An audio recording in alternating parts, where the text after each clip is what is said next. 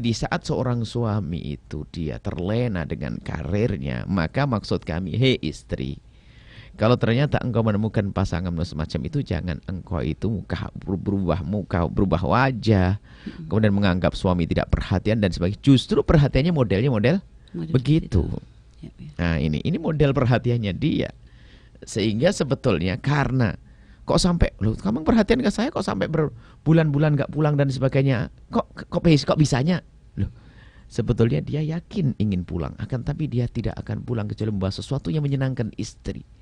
Sehingga ada orang bekerja lama-lama kan, tidak pulang, itu sebenarnya karena dia ingin pulang, ingin menyenangkan istri membawa sesuatu. Nah, kalau menemukan suami semacam itu, bagaimana agar ada keseimbangan antara karir yang dikejar, kemudian perhatian khusus kepada istrinya atau suaminya, bagaimana?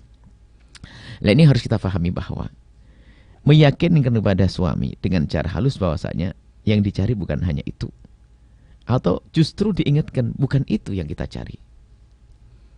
Jadi kadang-kadang begini, seolah-olah ngomong, saya itu tidak senang suami saya sibuk, terlalu banyak kerja dan sebagainya, kan gitu ya? Saya dapat bagian waktu dan sebagainya. Tapi di sisi lain dia, bang antingnya belum ganti bang, motornya dah. Ini omongan apa ini?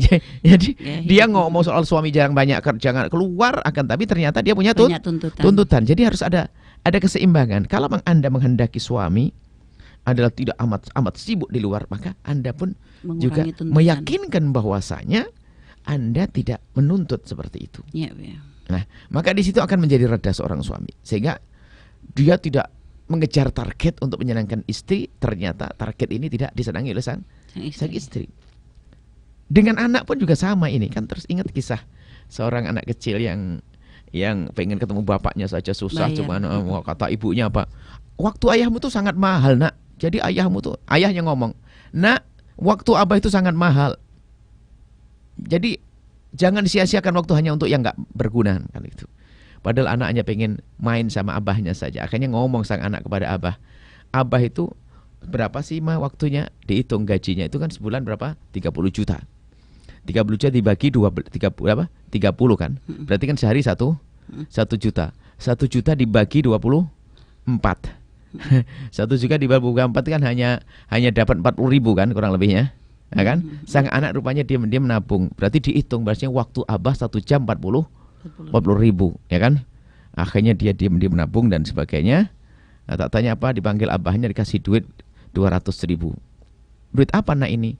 Saya nabung bah kemarin waktu saya sekolah, saya tidak belanja, tidak beli kue, cuman saya tabung ini. Untuk apa sayang? Kok apa duit? Ini buat abah. Ini kan adanya 200 ribu, kalau di 2004 kan bisa dapat berapa?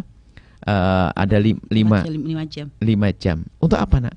Katanya mama, waktunya abah kan mahal, 1 jamnya kurang lebih 40 ribu. Ini saya punya 200 ribu, saya pengen abah jalan-jalan sama saya. Ini kan sebuah contoh, biarpun ini misalnya belum tentu ada dalam kenyataan. Orang tua itu kadang-kadang ya seperti itu. Di saat dia mengejar untuk menyenangkan anak, akan tapi lupa ada hal lain yang sangat dibutuhkan oleh seorang anak. Nah, maksud kami ada keseimbangan di sini.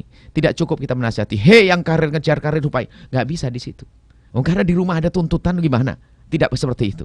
Jungkir balik suaminya. Di rumah itu apa? Di rumah salah minta, tiba-tiba istrinya senang kredit, apa nak nyusap suami, senang ngutang, dan dananya macam-macam dan sebagainya, bajunya masya Allah mewah-mewah. Ya suami kan ada kerja. Nah ini ada keseimbangan. Nah di sisi lain ini nasihat bagi seorang yang terbelenggu apa tertipu dengan karir ya. Pertama, memang berusaha adalah harus, mencari nafkah adalah harus, akan tapi ketahuilah bahwa kita harus paham. Istrimu wahai suami, dia bukan robot yang terdiri dari jasad saja. Tapi dia ada ruhnya, dia ada akalnya. Dan ruh, akal, hati itu juga perlu dinafkahin. Bukan yang kita pikirkan hanya nafkah makan saja. Akan tapi ternyata hatinya pun juga perlu. Sanjungan yang diberikan seorang suami yang menyejukkan hati dan sebagainya, kebersamaan dan sebagainya. Itulah orang cerdas. Orang cerdas itu bisa menyelesaikan banyak masalah, waktunya sama. Akan tapi bisa, jadi kecerdasan orang kan terbatas. Jadi orang tuh kacamata kuda, kalau jalan itu saja, kalau ngerjain yang lain juga nggak bisa.